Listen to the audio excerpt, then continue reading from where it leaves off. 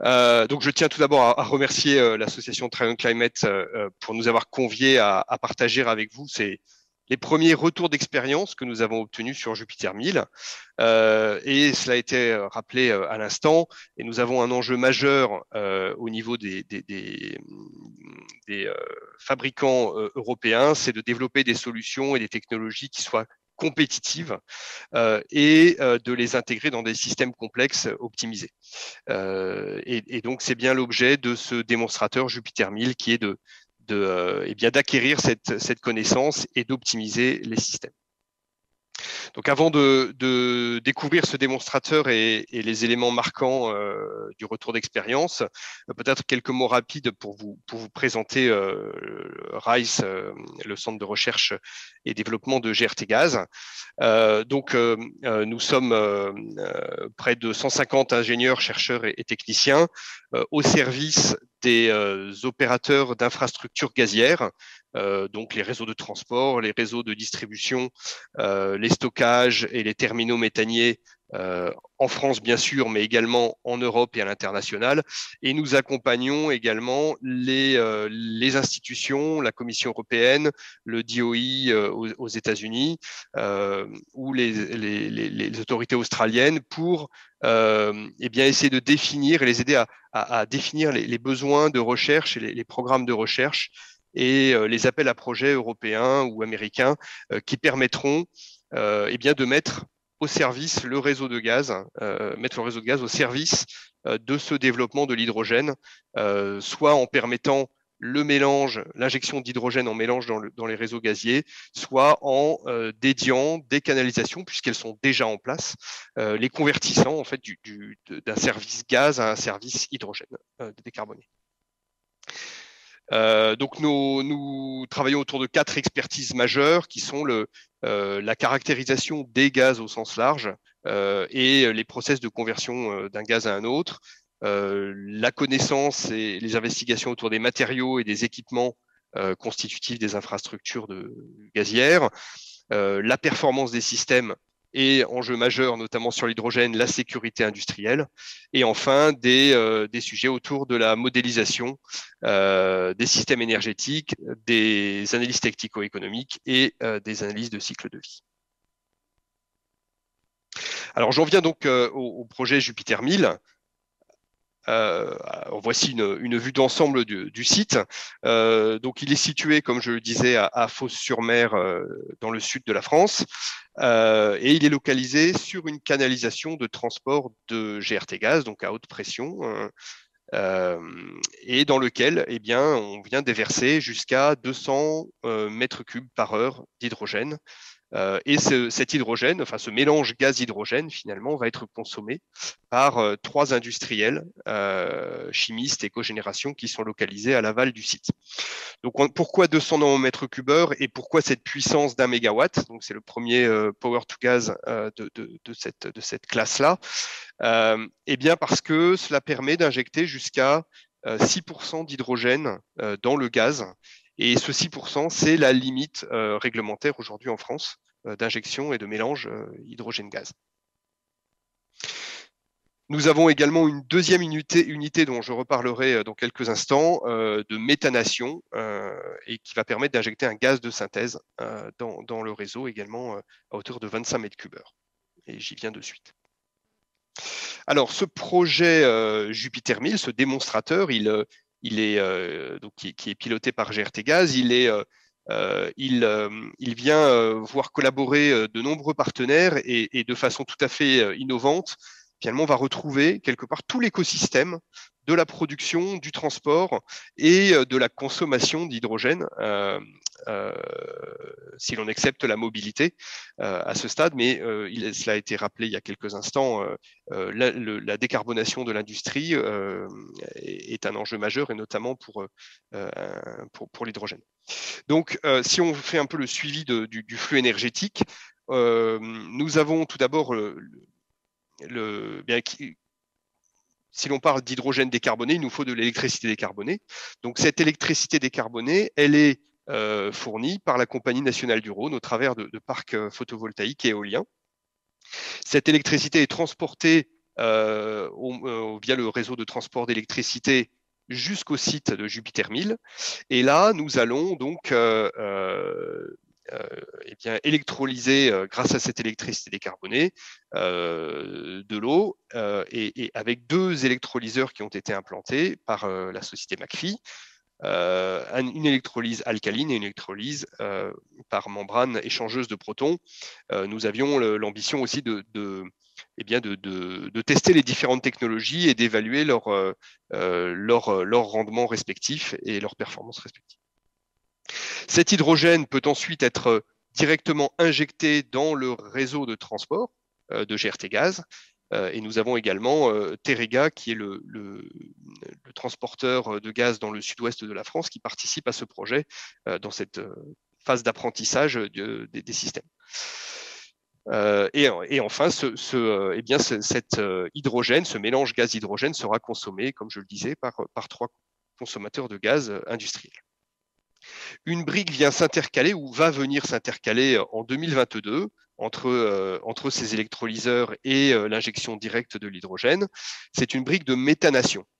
Alors ici, nous allons chercher à capturer des émissions de carbone sur des fumées industrielles du site d'Asco Industries qui est situé à proximité.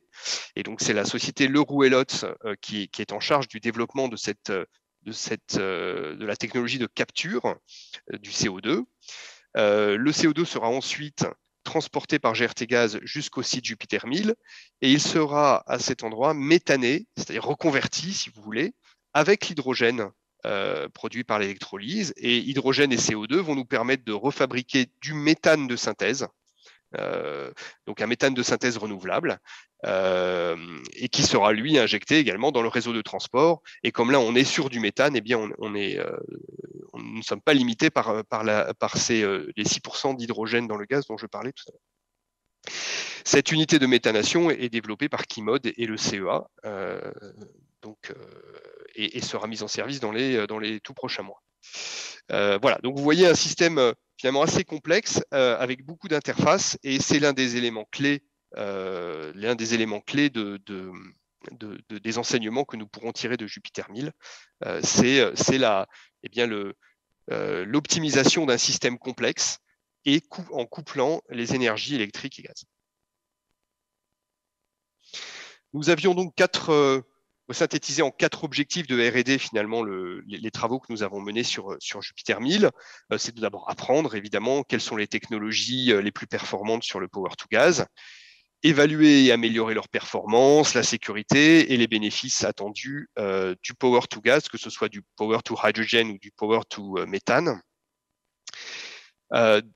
Démontrer économiquement et techniquement la faisabilité d'utiliser cet outil comme un moyen de stocker l'énergie électrique fatale avec des quantités massives, ce que permettent les réseaux de gaz, soit en étant dédiés à l'hydrogène, soit en mélange. Et enfin, des sujets autour de la promotion et de la pédagogie de ce power to gas qui était, lorsque nous avons lancé ce projet Jupiter 1000, imaginé ce projet autour de 2015, encore assez absent des stratégies énergétiques. Voilà, quatre activités derrière en découlent, des sujets autour de la performance des équipements, de la fiabilité et de la durabilité des technologies, des études autour de l'impact de l'hydrogène sur les actifs. Vous savez que l'hydrogène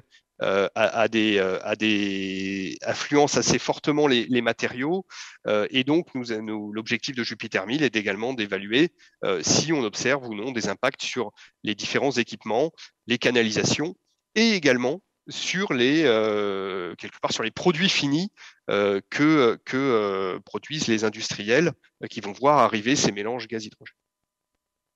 Et enfin, un sujet un peu transverse et de veille autour de l'état de l'art sur les meilleures technologies disponibles sur ces différents objets, l'électrolyseur, mais également le stockage, la compression, les automatismes, la méthanation, voilà, sur l'ensemble de ces systèmes complexes.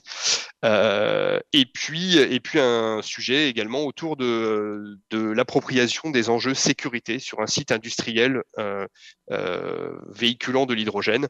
Et donc nous avons beaucoup travaillé ces sujets-là.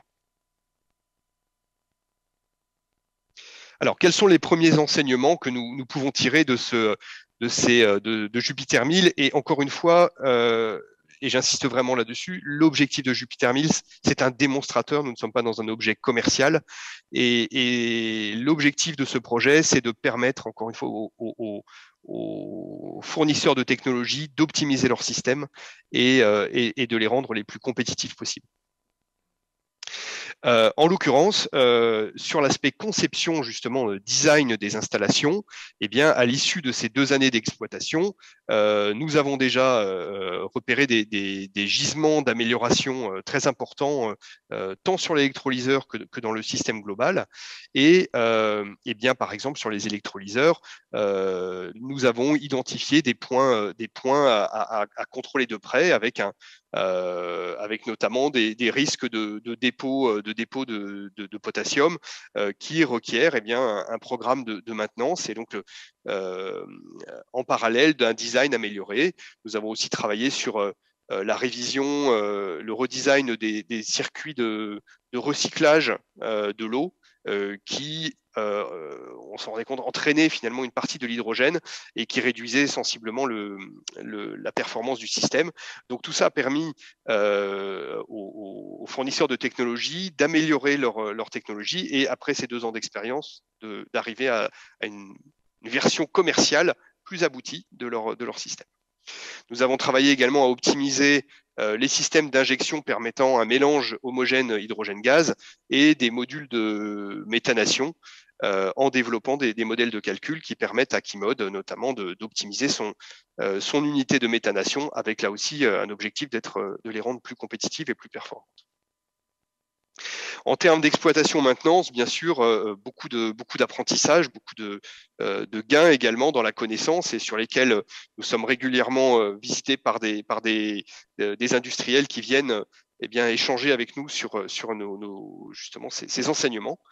Le point clé ici, c'est que cette unité de Power2Gas, elle est là pour servir le système énergétique dans son ensemble en permettant la valorisation de quantité d'électricité fatale.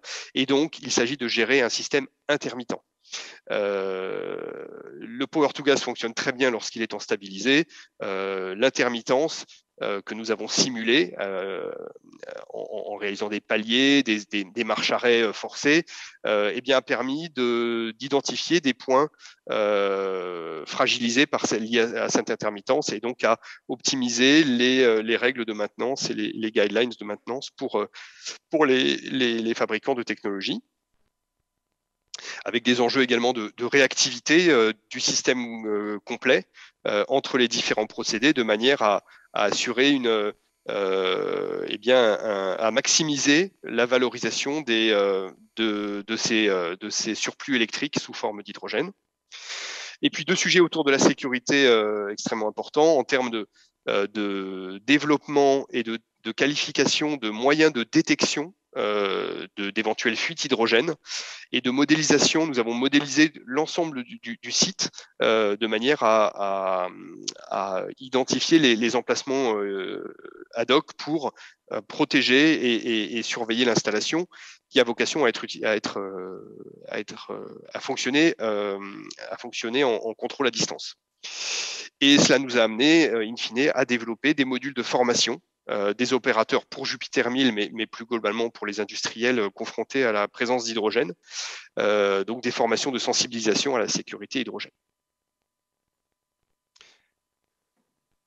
Deuxième grande catégorie de sujets sur les retours d'expérience, au-delà de design et de l'exploitation, c'est des parties un petit peu connexes, mais plus systémique, intégrant l'ensemble de la chaîne de production, de transport et d'usage de cet hydrogène. Nous avons tout d'abord vérifié sur ces 2 ans, avec des prélèvements réguliers sur l'ensemble des installations et des réseaux, l'absence d'impact de l'hydrogène sur les matériaux, donc à hauteur de 6% d'hydrogène injecté.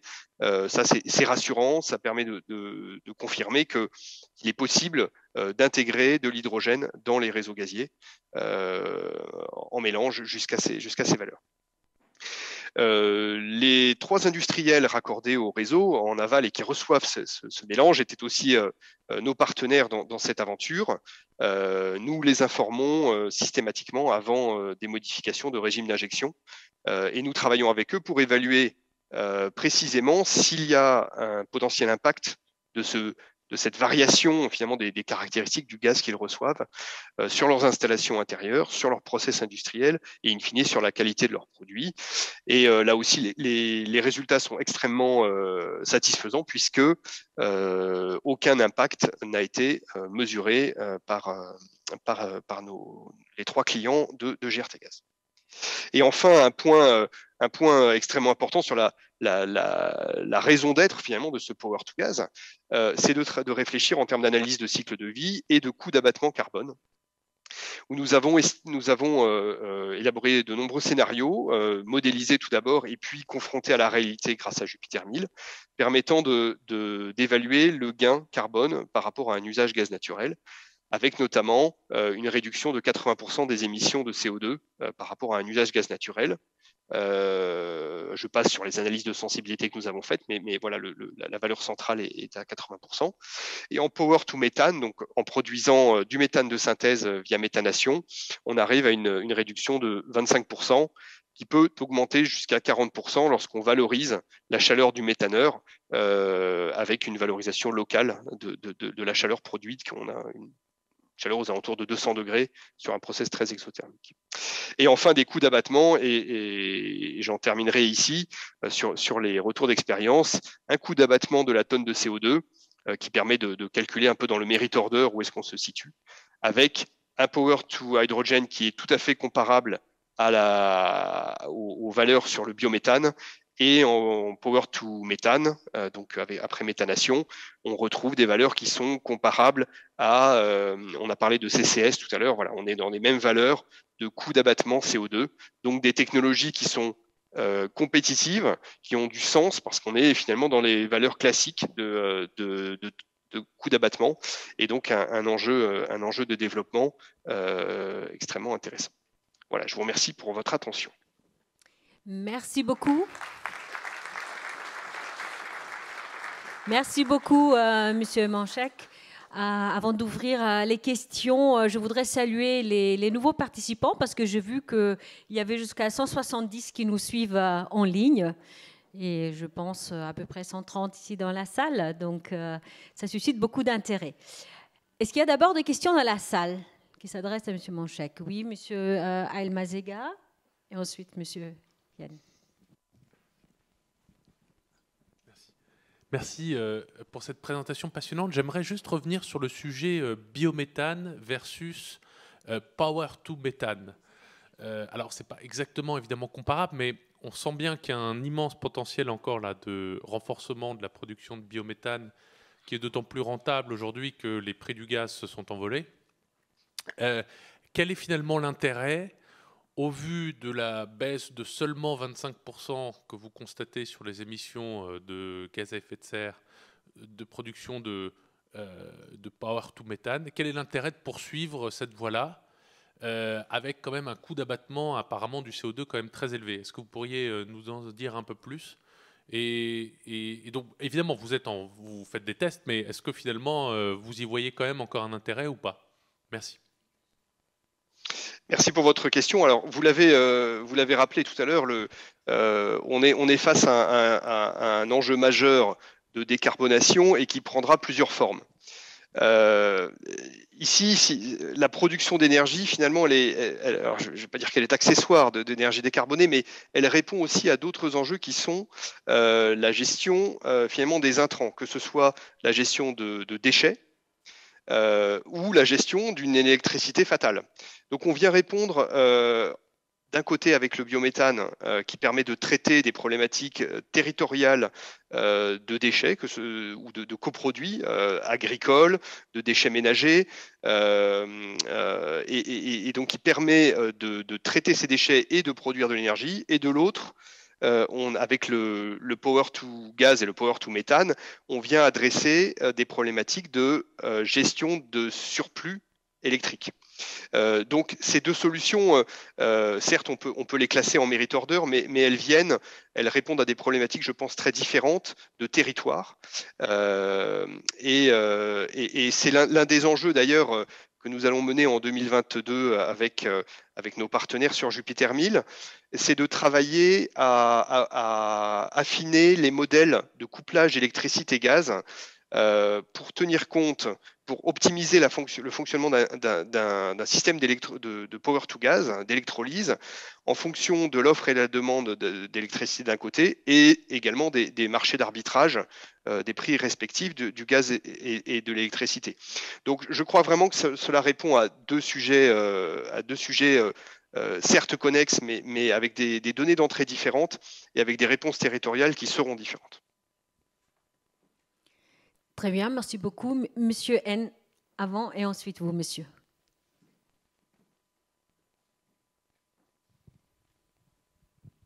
Bonjour, Jacques N, du pôle véhicule du futur. Vous faites des essais sur les électrolyseurs techno-alcalins et PEM. Sur la méthanation, est-ce que vous faites aussi des essais sur différentes technos, donc biologie, alcaline ou autre? Alors, un grand champ en effet de technologies disponibles. Nous travaillons avec Kimod sur de premières technologies donc catalyse de méthanation. L'ambition potentiellement ultérieure de Jupiter 1000, c'est de poursuivre cette analyse et ce test de différentes technologies. Nous avons des discussions peut-être derrière pour tester de nouveaux types d'électrolyseurs et de méthaneurs. Voilà. Pour l'instant, le projet lui-même est ciblé sur cette technologie, mais nous espérons bien pouvoir faire bénéficier de notre retour d'expérience également l'ensemble du marché.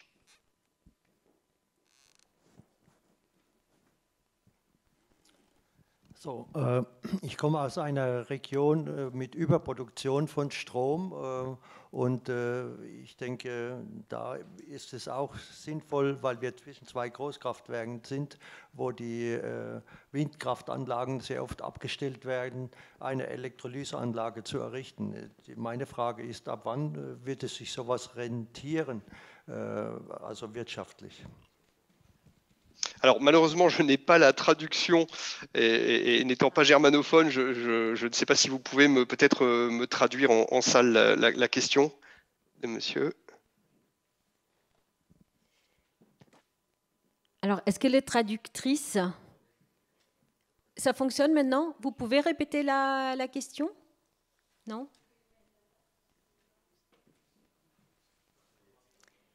C'était par rapport à la rentabilité de la production d'hydrogène à partir de l'électrolyse. Je ne sais pas si vous pouvez donner une question. Oui, je peux donner quelques éléments. Alors, la rentabilité est dans les simulations que nous avons faites, elle est, et cela a été rappelé précédemment par M. Elmalzinga, elle est vraiment extrêmement liée. Nous avons établi différents jeux de données, jeux de variables, et l'un des enjeux clés est évidemment le nombre d'heures de fonctionnement du système. Donc on peut arriver à des coûts qui sont non compétitifs si on a une installation qui fonctionne de façon extrêmement ponctuelle, bien entendu, et avec des enjeux supplémentaires de non-dégradation et de maintien en fonctionnement des installations. Donc le coût de production de cet hydrogène, il est extrêmement variable et il devra s'intégrer dans des projets concrets commerciaux comme ceux que nous allons voir ultérieurement dans la journée. nous travaillons également sur des sujets en débordant un petit peu Jupiter 1000 tel qu'il est construit aujourd'hui, mais sur par exemple de l'intérêt de valoriser des surplus électriques, mais côté nucléaire, au travers d'installations de power to gas, qui pourraient permettre de créer aussi un talon de fonctionnement plus important potentiellement. Donc là, il y a un énorme enjeu. Vous avez tout à fait raison de soulever ce point sur le coût de production de ce de cet hydrogène. Et l'un des éléments clés est encore une fois le temps d'utilisation de l'installation. Ouais, nous reviendrons largement sur ce point aussi lors de la table ronde dans l'après-midi. Donc on va prendre une dernière question en ligne. Oui, c'est Monsieur Aman Abdoun qui demande quelle est la durée de vie de la PEM-FC et AFC fournie par McPhy dans cette installation. Alors, je vous donnerai quelques éléments, peut-être, enfin, non, il y a des éléments, vous comprendrez bien, concurrentiels aussi pour McPhy, donc je ne donnerai pas d'éléments absolus sur la durée de vie de l'installation. L'objectif de Jupiter 1000, il était vraiment d'aider les fabricants à développer et à optimiser leur système, à identifier les points clés permettant d'augmenter la performance et la durée de vie du système.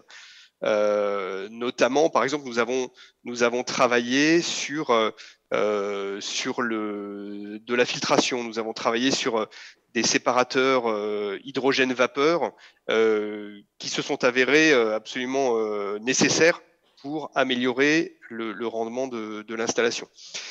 Sur la durée de vie, l'un des éléments centraux, peut-être pour illustrer ma réponse, est lié au fait que nous avons évalué, en fonction des régimes de fonctionnement de l'installation, la nécessité finalement de maintenir en eau et en pression hydrogène l'installation pour éviter de la dégradation des membranes. Donc ça, il y a tout un travail de modélisation que nous avons mené aussi pour évidemment minimiser le coût en cas de non-fonctionnement, les coûts d'exploitation, mais tout en gardant un niveau de